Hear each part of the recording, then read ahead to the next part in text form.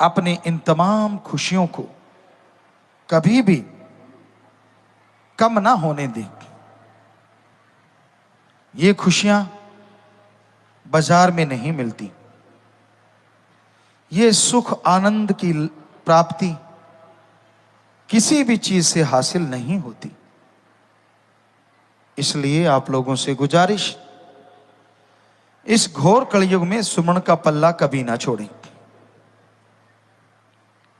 मालिक का नाम सुखों की खान, मालिक का नाम इंसान को हर मुसीबत से निकाल लेता है। सच्चे सतगुरु का जो हो जाता है, सतगुरु अल्लाह वाहिगुरु राम से प्रार्थना करते हैं और सतगुरु के द्वारा वो आदमी मालिक का हो जाता है। और जिसका मालिक अल्लाह वाहिगुरु राम हो, उसे किस चीज का भय चिंता होती है? वो भय मुक्त होता है, चिंता मुक्त होता है। सो ओम कहो, अल्लाह कहो, वाहिगुरु कहो, गॉड कहो, वो आप सबके अंदर रहता है।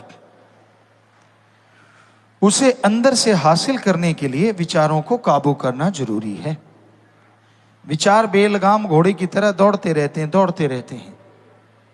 हम आपसे ये नहीं कहते कि विचार चले ना, विचार शून्य तो दिमाग कभी हो ही नहीं सकता। पर विचार अगर बुरे चलते हैं तो आपको टेंशन चिंता ज्यादा होती है, और विचार अगर अच्छे चलते हैं तो आप मालिक के नजदीक होते जाते हैं। तो बुरे विचारों को हटाना सेवा और सुमरण के अलावा संभव नहीं। आप सेवा करें, सुमरन करें तो बुरे विचारों से निजात मिल जाती है। इसलिए सेवा सुमरण करते रहो, भक्ति इबादत करते रहो। दुनिया में लोग आपको क्या कहते हैं उस तरफ ध्यान मत दीजिए। आपका एम, लक्ष्य प्रभु की खुशियां हासिल करना, आत्मा को बलवान बनाना है तो उसमें लगे रहिए। सुमरन ही इंसान को शांत बना के रखता है। जो बात बात पे भड़कते हैं, बात बात पे गुस्सा खा जाते हैं, बात बात जिनको समझ नहीं आया करती, वो सुमरन के खोखे हैं। वो सुमरन करते नहीं, दिखावा है। संत पीर फकीर कभी किसी को गलत नहीं कहते। जिसकी जैसी भावना तैसा ही फल दे। राम जो रोके बैठ के सबका मुजरा ले, तो फिर किसी बात की टेंशन किसी को होनी नहीं चाहिए। सुमरन कीजिए। जो आपने सेवा की, तन मन धन से परहित परमार्थ किया, हो ही नहीं सकता कि माल की दरगाह में मंजूर कबूल ना हो। 100% कबूल होता है, 100% मंजूर होता है। सो वचनों पे अमल करने से ही सच्चा सुख मिलता है। संत उस अल्लाह वाहिगुरु राम के वचन सुनाते हैं, और जो कोई मान लेता है वो सुखी रहता है, और जो नहीं मानते आखिर में दुखी परेशान रहते हैं। आप अपने विचारों का शुद्धिकरण कीजिए, ये बहुत जरूरी है। वरना विचारों का तूफान आपके ध्यान को अपने साथ बहा के ले जाएगा। आप सुमरन में बैठे होंगे और आपके विचार बाजार में घूम रहे होंगे। आप सुमरन में बैठे होंगे और आपके विचार आपको कहीं का नहीं छोड़ते। इसलिए विचारों को लगाम दीजिए, सेवा और सुमरन की। चाबुक मारिए राम नाम का। राम नाम का चाबुक ही इंसान को मन से बचाता है। मन माया जबरदस्त शक्तियां हैं।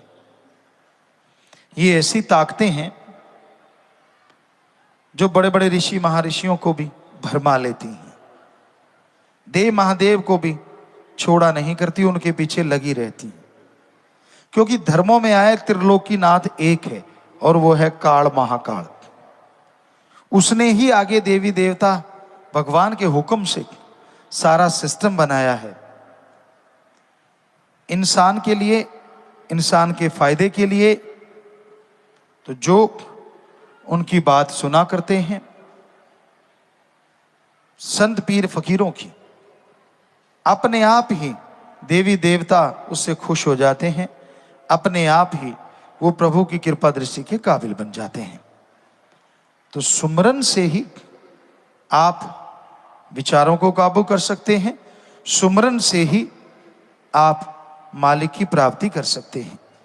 इसलिए सेवा और सुमरन को गहने बना के पहनो। जिस तरह आप विवाह शादी में जाते हैं, जिस तरह आप किसी पार्टी में जाते हैं, तो उसमें तरह तरह के गहने पहनते हैं। वो गहने इसलिए पहनते हैं ताकि आप खूबसूरत लगें, या कुछ लोग इसलिए भी पहनते हैं उनको पता चले कि हम कितने अमीर हैं। कुछ लोग इसलिए भी पहनते हैं कि उनका एटीट्यूड सबके सामने आ जाए। सो अलग अलग थ्योरी होती है, अलग अलग भावना होती है वो गहने पहनने की।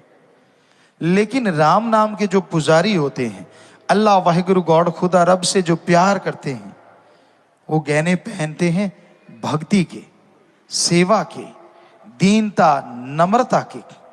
कोई दिखावा नहीं होता उन गहनों में, पर ये गहने उस परम पिता परमात्मा को लुभाते हैं, अपनी तरफ खींच लेते हैं। और जिसके ये गहने जितने ज्यादा पहने होते हैं, उतना ही खसम पिया खुश हो जाता है।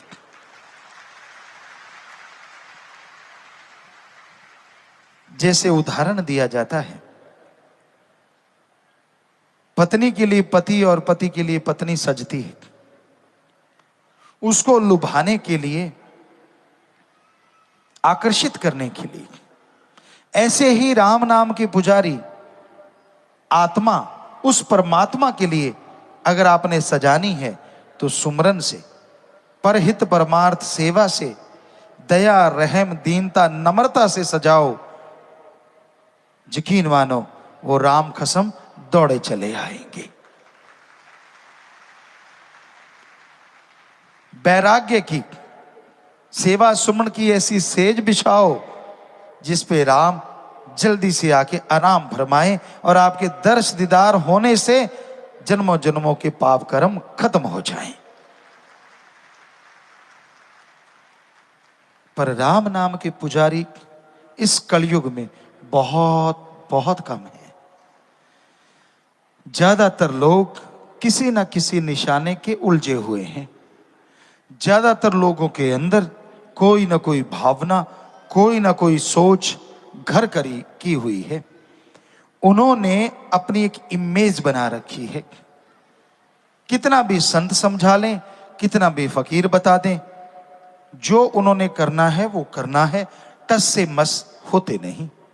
ये अलग बात है जब कर्मों का लेखा जोखा भोगना पड़े, तो ऐसे लोग फिर संतों को दोष देते हैं। नहीं, दद्दा दोष ना काहू दीजे, दोष कर्मा अपनिया, जो मैं किया सो मैं पाया, दोष न दीजे अवर्जना। दोष किसी दूसरे को मत दीजिए। अगर आप बबुल का पेड़ बोते हो तो आम नहीं लगेंगे। अगर आप कोयले की खान में जाते हो तो कालिख से नहीं बचोगे। नमक की खान में जाने से हर चीज नमकमय हो जाती है।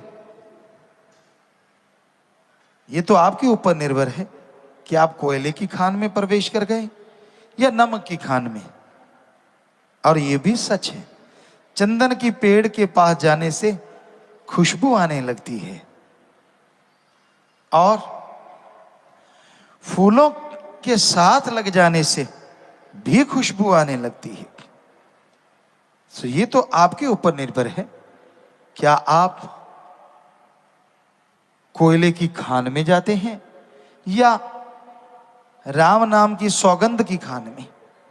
यहां से वो सौगंध आ जा रही है, यहां से वो खुशबू आ रही है। तो बहुत जरूरी है राम नाम का जाप करें, मालिक की भक्ति इबादत करें, छल कपट त्याग के अपनी नियति साफ करके अगर आप प्रभु के राह पे बढ़ते जाएंगे तो प्रभु कृपा दृष्टि से आपको माला माल जरूर बनाएंगे, दया में रहमत से लवरेज जरूर करते जाएंगे।